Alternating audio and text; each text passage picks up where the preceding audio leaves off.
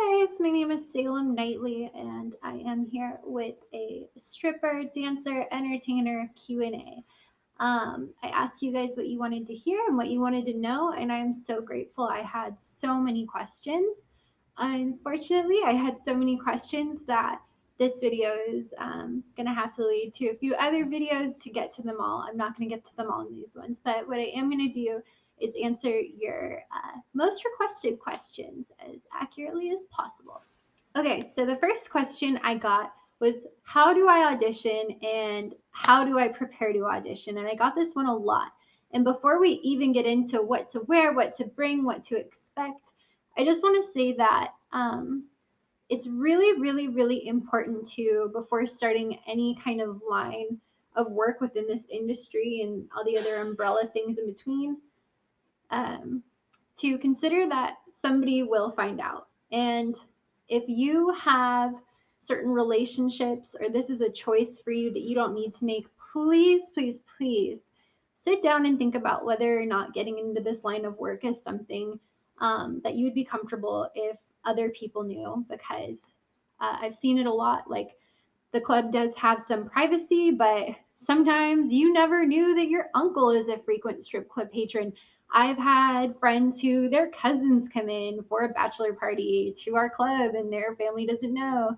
There are different things that you can do to navigate situations like that, but I would assume that somebody close to you will find out whenever you're doing this kind of line of work and what those consequences might be. So if for you this line of work is a choice, I would suggest sitting down and kind of writing out like the people that you love in your life and what your relationship would be like if they knew, because there is always a risk involved when doing this kind of work that somebody will find out or somebody will tell somebody. And also on top of that, when doing this kind of work, there's so much trauma, there's so many challenges, crazy work schedules that are involved. And so it's really important for you to have a strong support system and a foundation for how you operate in this industry.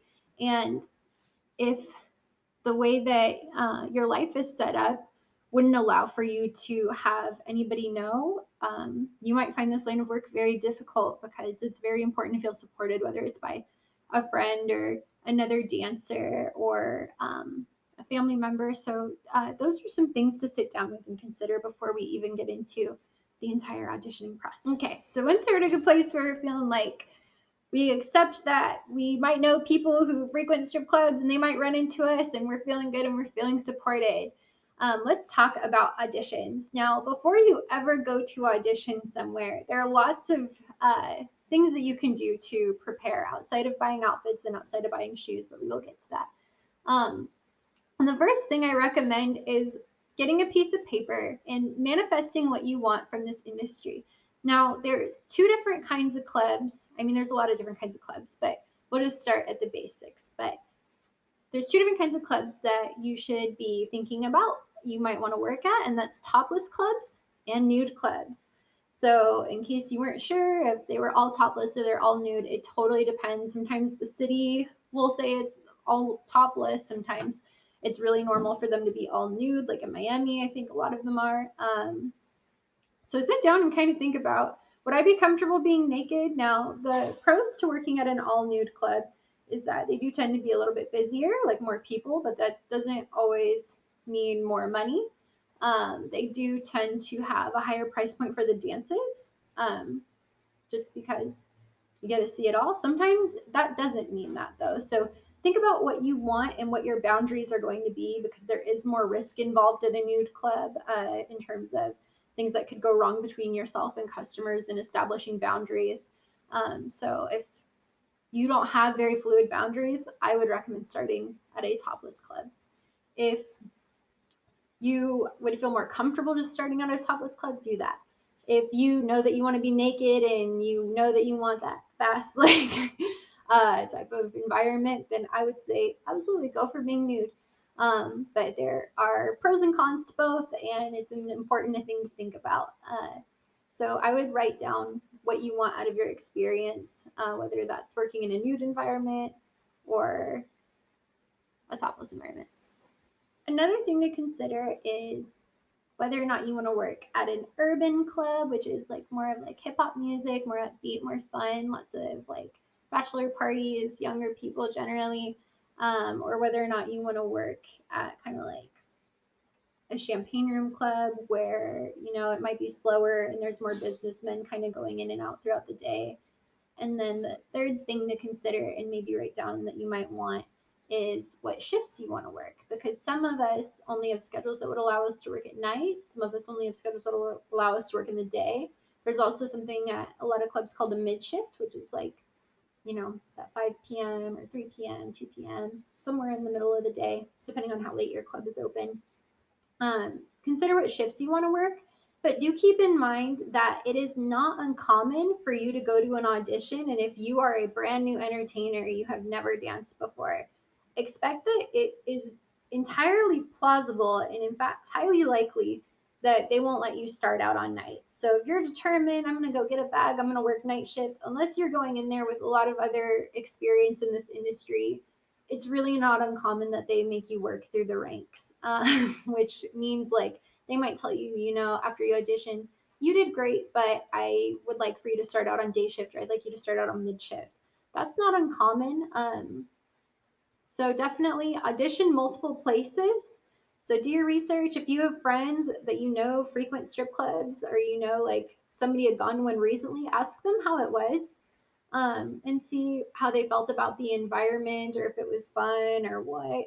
And that way you can get a good sense of maybe where you might want to go, try to audition at. But I always tell people to audition at multiple places. And the reason being is maybe you audition at one club and they tell you you can start on day shift, but that doesn't really work with your schedule, and you could have gone to another club and auditioned and got night shift, and you never know what your possibilities are unless you get in touch with all of them. So audition as much as you can. I always tell people, try to audition as many clubs as you can in one day. Just knock it out of the park, and that way you know what all of your options are. And that way also, if you are rejected, and we'll talk about rejection in a little bit, but if you're rejected, then you have an amazing sense of, you know, willpower to keep going through and keep learning and keep growing. You don't just go home empty-handed with no job. You can kind of go to a different club and see if you're hired there and that environment might work better for you. Or let's say you audition and maybe the management's weird and you didn't get the shift you wanted, or and a whole number of things. You get weird vibes, and you can just go somewhere else. Say, you know what, I'm going to make it a point to audition at 3, 5, whatever you're determined to do that day. Just always audition at more than one club. You never know what experiences you might miss out on if you only tap into auditioning at one club. So I think it's super important to assume that it's good to audition at multiple clubs. Also, another thing to talk about is rejection. So if you are someone who doesn't handle criticism inherently well, I've been there, I get it. Or if you're someone who has a really hard time grasping the concept of rejection, and that just sounds agonizing and painful, and I totally understand that this might not be the best career path, short career path. It's got a short shelf life, but might not be a great option because you are going to be rejected by customers. You will be rejected by your fellow dancer. You will be rejected by the DJ for a song you really like. You'll be rejected thousands and thousands of times a month. So I would get really comfortable with the idea of being rejected in auditions as well. It has happened to me. It has happened to most people who have gone to more than a few clubs to audition before.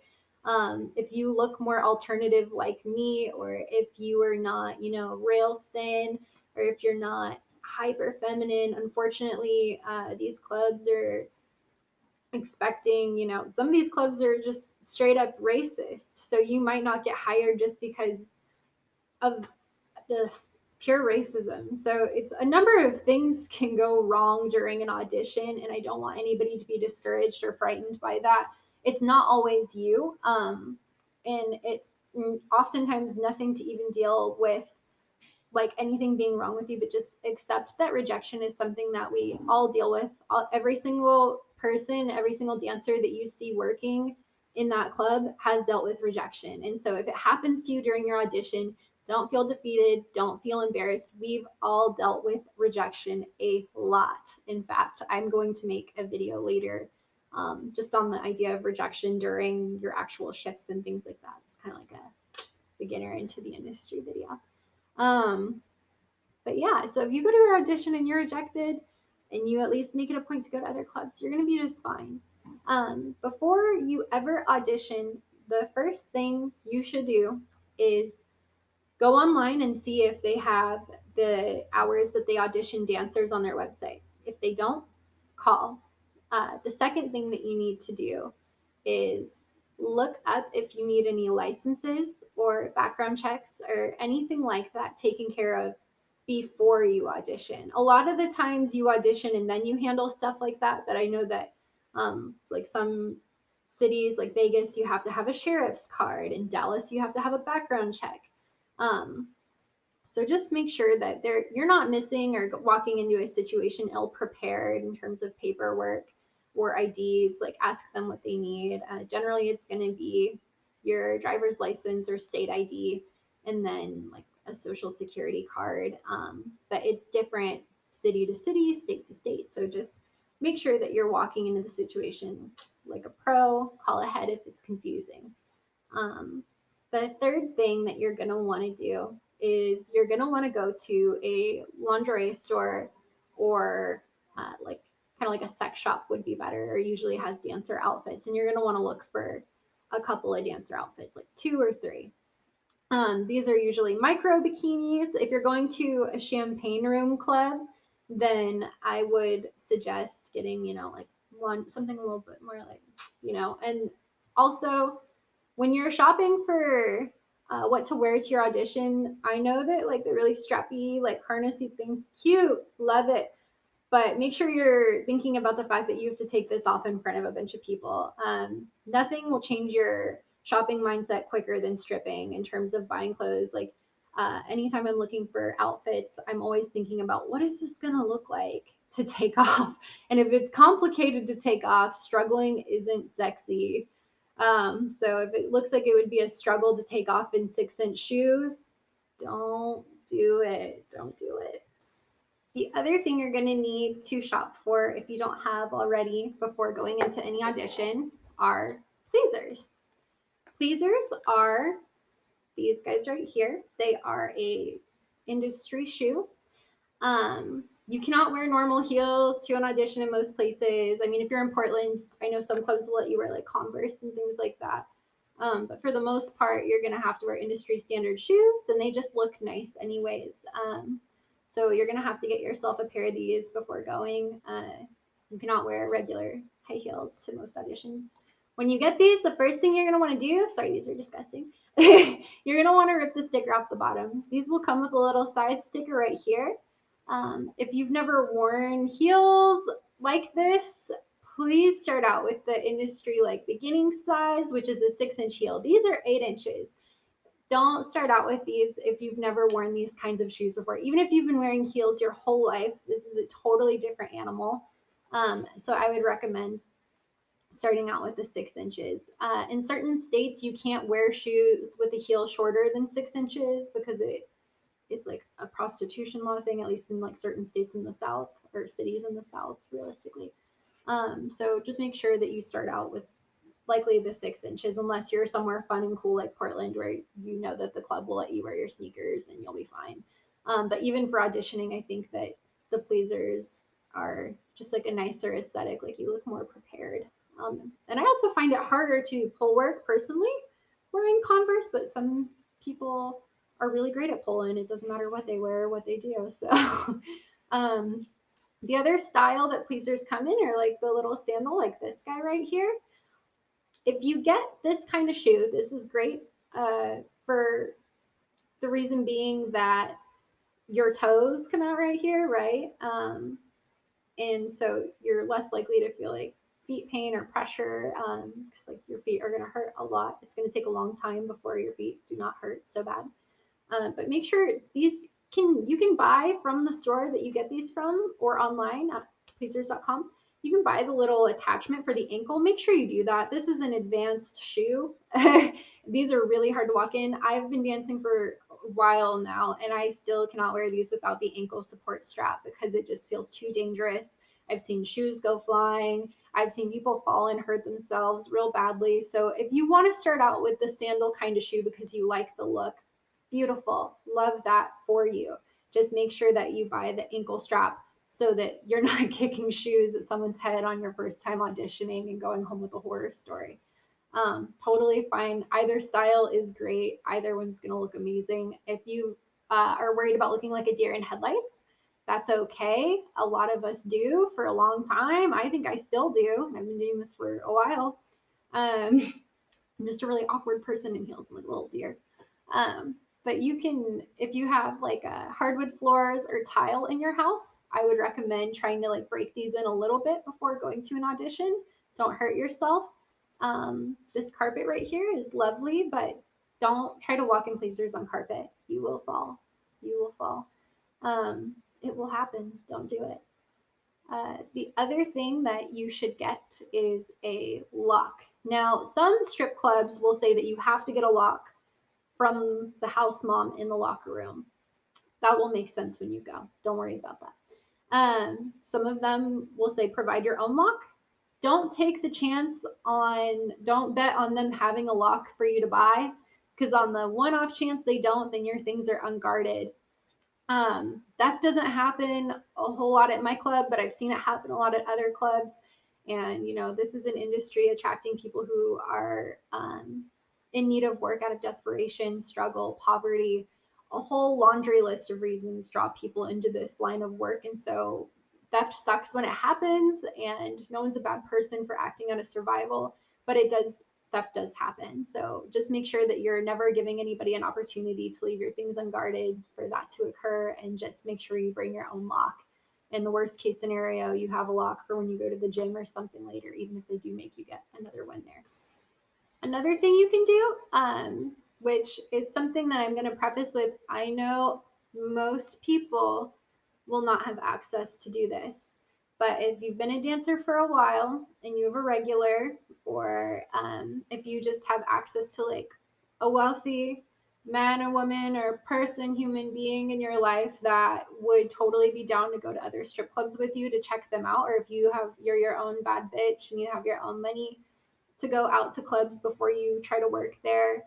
I did that for the club that I work at now in Dallas. Before I worked, not before I worked, but before I auditioned here, I went to every single strip club I could in Dallas with a friend, and just kind of wanted to scope out the vibes and see like where I felt like I could see myself working, especially because I have so many tattoos and piercings. I was like, oh, what if I go to this club to audition and they don't even like girls like me? So if you go and scope things out, it's not that they, even if you don't see a girl or another dancer, I should say, that looks like your style in the whole mix, still audition. Don't assume it means they won't hire someone that looks like you, but you know, sometimes you can just pick up on the energy in the room and be like, I can really see myself working here, or I really can't see myself working here. That happened to me a lot. And you'll kind of get a feeling for like what you might like if that's something that you have access to do. I know that for most of you, you're probably going to have to just go in swinging, and your first time experiencing the club is going to be when you walk through the door, and that's totally fine. And that is how my first experience at my first ever club went, and you'll be great either way. But just if you had the opportunity to do something like what I just said, I highly recommend it. Also, if you do decide to go on your own accord, know whether or not your state or your city or the club specifically that you want to go to will allow you to go by yourself if you're wanting to check the club out alone, because some clubs will not allow women to enter the strip club without a male like escort to go with them. So just make sure that you know that ahead of time. Now, let's assume you have the dates and times that they hold auditions. You have your 3 outfits. You have everything else you need in your dancer bag. If you're thinking, what is a dancer bag? I'm going to make another video this week about dancer bags. And there's a lot of other YouTube videos about dancer bags as well. So you can just type in like what's in my stripper bag or my dancer bag, and somebody will have already made a whole video about it. That's not mine. Mine looks a little bit different from other people's, so you can come back and check here. But just so you know, like, do prepare a dancer bag. Do your research and due diligence after watching this video, and go see what that means. So let's assume you've got 3 outfits, your industry standard shoes, and you have a dancer bag, and you have your own lock, and now we're in the stages of getting ready.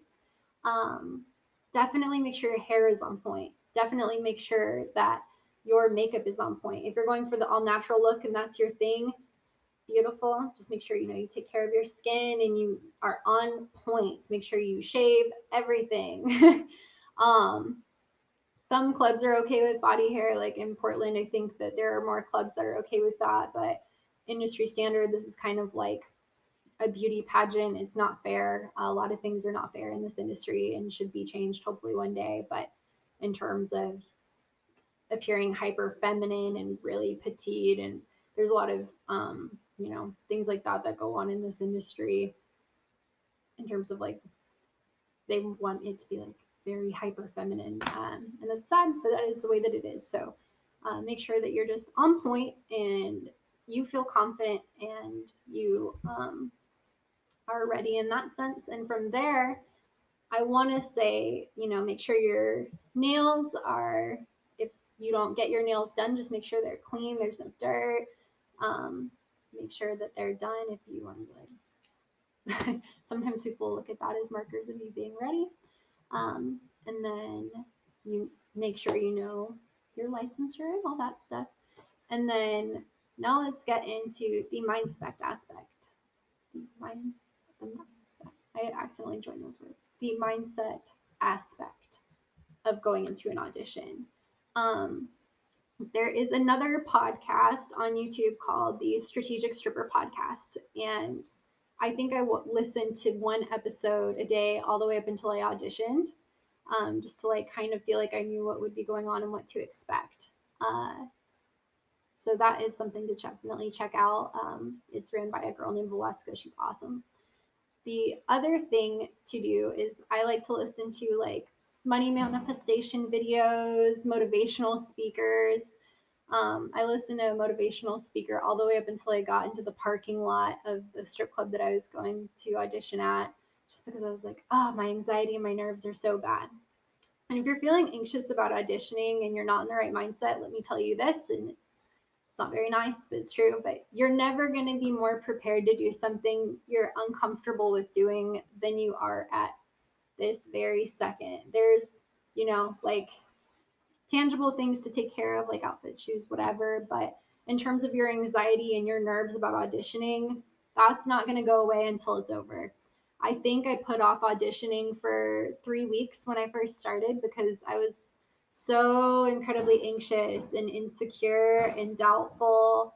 I don't have before I started dancing, I didn't have like a background in pole or dancing or makeup or anything like that. And so it was very intimidating to me. And I would say, I'm going to do these pole classes and then I'll feel better. And then I didn't feel better. And then I said I would do this and then I'll feel better. And then I would go get waxed. And then I'd say I'll go the day after that. And the day after that never came. And I realized, I was just making excuses for myself, and for my own anxiety. And their validation from other people won't make you feel better. Validation from this video won't make you feel better. The only thing that's going to make you feel better is showing up, getting out of your car, and acting on intention and with confidence that you're gonna experience something and walk away knowing something from the situation, whether you land in a contract or not. It's really important to just know that anxiety, the best cure for it is just making the decision to go. Unless you're somebody, of course, who struggles with panic disorder or any other kind of anxiety disorder, then I highly suggest working with, if you have access to, of course, like a mental health professional before doing something like that, because definitely don't trigger, and something that could be emotionally traumatizing to you just because I'm like, you should just do it. I understand that's not the case for those of you who struggle with mental illness, and I'm not implying at all to traumatize yourself. Also, if they don't hire you for a reason that's really discomforting or disheartening, like you find out that they're maybe just bad people, or they're problematic, you notice, like they only hire girls with a certain body type, or they only hire like white women, or they only hire whatever it is that it looks like is happening there. If something doesn't feel right or doesn't sit well with you after having that conversation, then you at least have the peace of mind of knowing you never have to go back there again, and that that's not a business that you want to work with anyways. Okay, the next question I have is, are the girls mean? Um, or are other dancers mean? It just says, are the girls mean? There are other dancers that are not girls that are also not mean.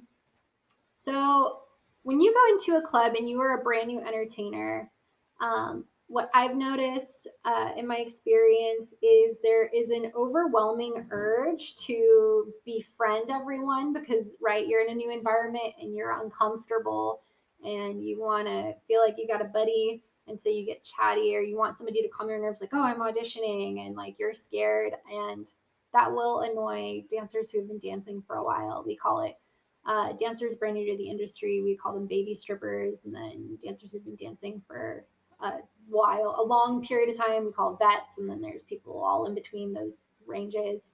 But yeah, I would hesitate or refrain from trying to make friends your very first couple of shifts. Be a fly on the wall, be observant, you know. Keeping to yourself and just being observant, you'll learn, you know, like who you might want to be friends with or who you might get along with, or if you want to even do that at your club. Sometimes I've worked at clubs where I'm like, oh my gosh, the people that are working here are so intense, and I don't know that I could, you know, like have a friendship with anyone because it was like a lot of catty stuff. So some clubs are a little bit like that. I'm really fortunate, you know, the club I work at in Dallas and the club I worked at in Portland, I loved my fellow dancers so much, and I have made so many great friendships. Um, but I would definitely say be observant. You're there to work. With making a lot of really great friends comes with many distractions. And if you've been dancing for a while and you're watching this, you're probably laughing because it's very easy as soon as you start making friends to get sidetracked or to end up in the locker room or to not work and to be playing. And having friendships is amazing. I am one of like the most social people I know. Like I have so many friends in this industry, but I also accept accountability for the fact that it does hinder me from working sometimes because I'll just be talking it up with everybody. So make sure that you know, you're if you're making friends that you're still paying attention to doing your job. And like if people are mean, who cares? Who cares? Like if somebody's wanting to be mean to you at your work, especially in this industry, it's just don't let it affect you because it's just going to prevent you from making money, which is what you're there to do. You're not there to make friends. You're there to make money. And it's like just so unnecessary. Like always keep your wits about you. You know, another thing that this industry attracts is a lot of substance use and abuse. Because it's, you know, likely people who we don't, a lot of us don't do this because we want to. We started doing this because we had to. I'm fortunate enough to love it and love that worked out for me. Uh, that's not the case for everybody, and so substance abuse is real, and somebody might be mean to you when they don't mean to be. You know, somebody might be really intoxicated and say something, and then you get your feelings hurt, but it just, you know, it just is what it is. So I always tell people, you know, try to like build that emotional, like think the best of everybody if you can. Like I always, if sometimes people have said things that are hurtful to me and I'm just like, okay, like that's fine, you know, because they probably don't mean it in like a malicious or hateful way, or even if they do, that's not really reflective of me. And so I don't have to attach myself to that and let it ruin my night. And it's hard because it can happen a lot in certain clubs and that's tough. But yeah, overall, just try and always be kind. Don't draw attention to yourself by arguing with other dancers, even if they are rude, because doing that will either take place on the floor and other customers seeing you argue with somebody because you feel wronged or you feel like they're mean or whatever is going to make you look rude. You know, just smile and be like, just be chill, just be the chill dancer. It's the best way to be. Don't be the person getting in fights because yeah, if it's not happening on the floor and you're not making yourself look bad in front of clients, which is bad because that's your money, then it could be in the locker room that you're fighting, and then you're making yourself look really bad in front of management, and you don't want that. So just try and be like a fly on the wall, and you'll know, in time, like what friendships you want to build and what boundaries you want to establish with people. If you are anxious about auditioning and you're messaging other dancers and asking for advice, please tip them. If you're asking a girl at work for some of her alcohol or to use some of her products or to show you a trick if it's slow, tip that dancer. Tip that dancer if you're able to. If you're not able to, consider not asking. And the reason why I say that is because a lot of people have anxiety when they start out in this industry, rightfully so. And so they feel the need to, attach to another dancer, another worker, and ask for help, but without valuing us for our time or without valuing them for their time. So, like, the best thing that you can do is not demand emotional labor out of somebody.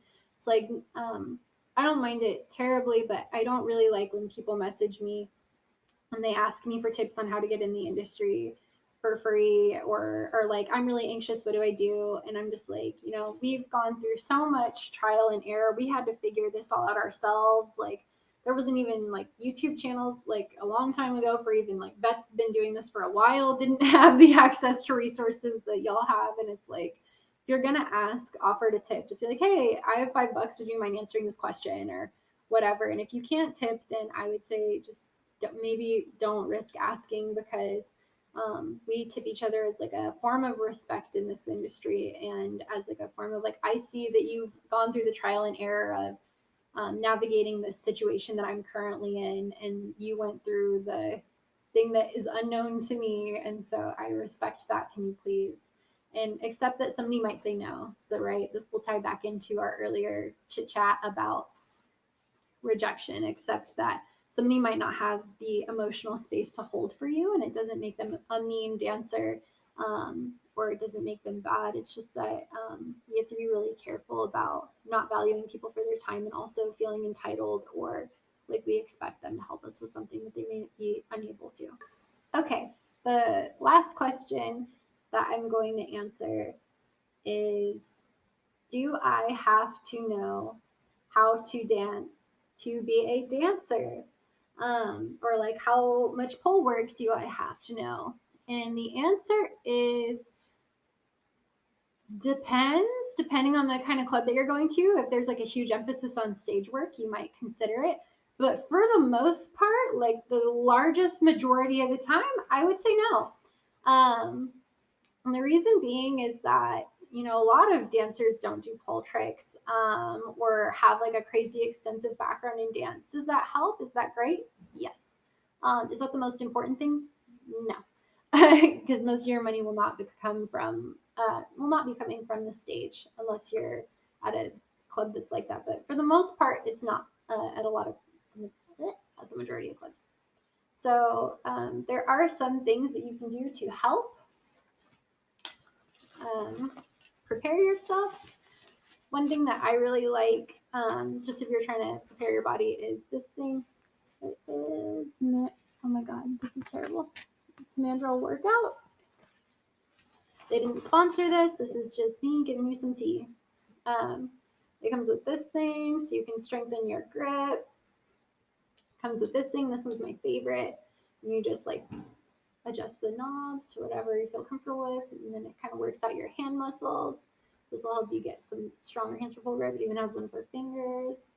So that's one thing that you can do to start preparing your body. The other thing is stretching. Stretching is really important. Pilates ring could help you stretch. These little, sorry for that sound, that's my ferrets. Pilates band helps that stretch. So if you can't do a lot of pole work, I suggest starting getting your flexibility on point. You can get these like little blocks, these little yoga blocks, to help you get into the splits.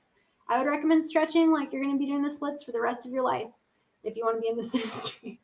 A lot of people can't do the splits, but it's just really, really helpful to know. And you don't have to know them before you go into your audition. Just saying, it's a good thing to know. But yeah, you definitely don't have to know to dance. I tried to take a bunch of pole classes before I ever auditioned, and boy, do I regret it. I recommend if you want to take pole classes, take them with PYT. PYT LLC is an amazing LLC that has online pole classes for when this pandemic is over, in person pole classes um, by instructors all throughout the country, and it's employs other entertainers. So most pole studios are not owned by people who have ever worked in this industry, and in fact are oftentimes owned by people who disrespect and have no regard for this industry. Not all the time, but sadly, a vast majority of the time, pole studios are not super supportive of this kind of work, ironically.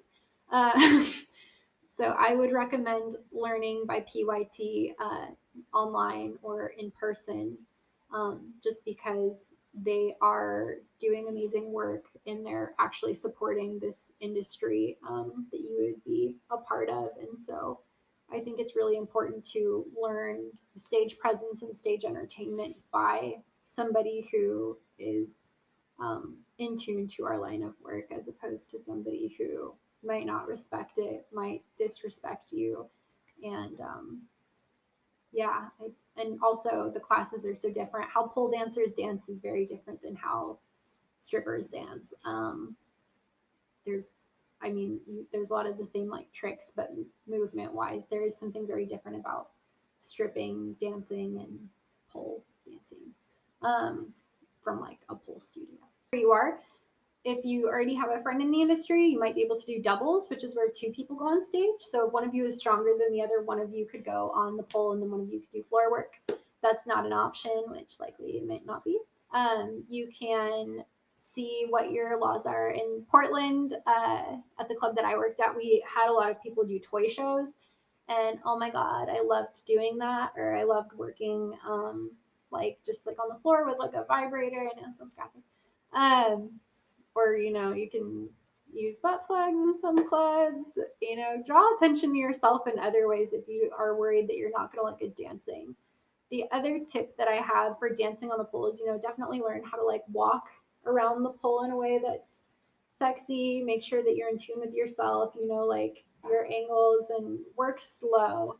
If you're not a dancer by trade and you're going in there with no pole experience, beautiful. I did the exact same thing. You will make it. Just focus on being slow and sensual. Slow and sensual will get you far. You do not have to know how to do the splits upside down, twerking on the ceiling to do well in this industry. I promise you don't. Um, I can't do like 99% of what the best pole performers at my club do, and I still do an amazing job at my job. Um, Another thing that I do, because I'm a clown, not a stripper, is I use, let's see, props. So I use props like I will like hit myself, or I use a bubble gun every single night. My coworkers make fun of me because I bring this. Sometimes it doesn't work. Yeah, there you go. I bring a bubble gun on stage and I'll like climb the pole the 1 feet I can, and I'll sit there like blowing bubbles at people away from the pole. Uh, so props are something that you can play with. Some clubs won't allow you to use props and would be very upset if they saw me come on stage with a bubble gun. So make sure that you know whether or not those other options like toy shows, working with another girl on stage, props. I've seen people bring like these like cool little like light show type things on stage. I've seen people do all kinds of fun stuff on stage. So if you have like a weird niche like that, depending on where you are, very much depending on where you are, that might be something that you can explore throughout your dancing career. I just use a lot of bubbles. I am the only person I've ever met that uses a bubble gun, although I might have just started something with this video. But yeah, I just try to have fun. And if people see you smiling, also smile when you're on stage. I know that we're angry and we don't want to be told to smile, but please smile when you're on stage, because you don't want to be like, who's gonna want to buy a dance from somebody, or an hour or whatever, or tip somebody that doesn't look like they're approachable. So unless being like the cool, like mean, like bad bitch is your brand, I would suggest smiling because it's inviting and it's comfortable. And people see you having fun, even if you're not the best pole dancer, you're not like the craziest, person working with toys or anything else. If you just look like you're having fun, people will want that. People want to be around people who look happy and people who look like they're enjoying themselves. So, make sure you just try to remember to smile. Another thing that you can do from home if you don't have a pole or access to get one to practice on is you can practice floor work tutorials. There's lots of floor work tutorials online that are easily accessible, and you can try, getting a few of those things down. There's some people that never get on the pole at all that just do all floor work, and it looks beautiful and romantic and tantalizing, and you can definitely tap into that yourself from your home. Another thing is before you go to audition, I should have said this earlier, I'm sorry. Don't use pole grip and like with the little liquid that makes your hands chalky. Don't use that.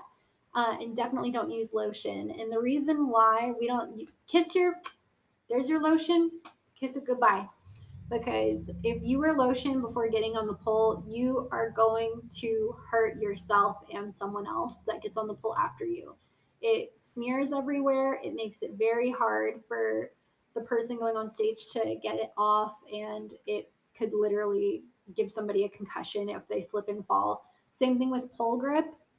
If you're using pole grip, it's going to give somebody really bad pole burn or hurt them really badly. So if you want to use those products at home, good. Leave them at home. Don't put them on before work. Don't put them on at work. Kiss those items goodbye or for a later date when you're not working, please. As far as if you're auditioned and hired, if you are working day shift and it's slow, practice the pole then. If you're working night and for whatever reason it's slow, practice the pole when it's slow. If your club is like mine and it has a bunch of stages, practice on the stages that are smaller.